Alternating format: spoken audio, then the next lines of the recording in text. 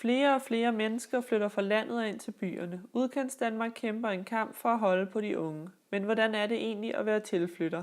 Som en del af Politikens serie omkring den danske tilflytter møder vi her Jens, som er flyttet fra sin fødeby i Ringkøbing til Aalborg og videre til Aarhus. Jens, hvorfor flyttede du fra Ringkøbing til Aalborg, da du var 18 år gammel? Jamen, det var fordi, da jeg var 18 år gammel, der var jeg færdig med gymnasiet. Jeg gik på gymnasiet i Ringkøbing. Den eneste mulighed, der var, det var at finde en større by, hvor man ligesom kunne finde sit drømmestudie. Jeg havde udvalgt mig 2 byer, som jeg tænkte, der kunne være spændende at flytte til.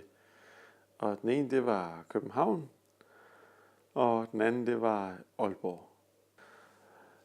Jeg ville gerne læse til civilingeniør, og det kunne man netop kun i København eller Aalborg. Jeg studerede så det her materiale, man kunne få på gymnasiet der omkring uddannelsen civilingeniør, og der fandt jeg ud af, at der var mange forskellige retninger inden for civilingeniør.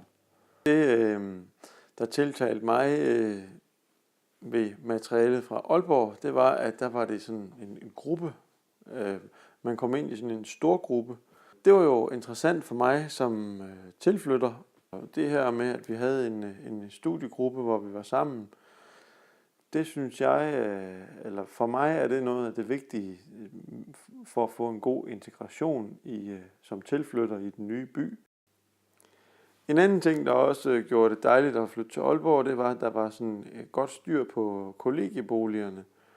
Og der valgte jeg så et værelseskollegie. Der fik jeg også en masse nye bekendtskaber. Og efter endt studie i Aalborg, der fandt jeg mig så et dejligt job på havnen i Aarhus. Det var en lidt nemmere flytning. Altså, det var lidt nemmere at være tilflytter til Aarhus, fordi der havde jeg jo så i løbet af min studietid stiftet mig en familie og fået et par børn. Og det med børn, der giver sådan en naturlig integration med andre folk med børn. Og så synes jeg også, at man ligesom bliver lidt mere moden. Og generelt så som voksen er man måske ikke så bange for at tilgå andre mennesker og ligesom spørge, hey, hvem er du, og hvor kommer du fra? Og sådan. Så der synes jeg, har fået en rigtig god start og glæder mig til mere Aarhus.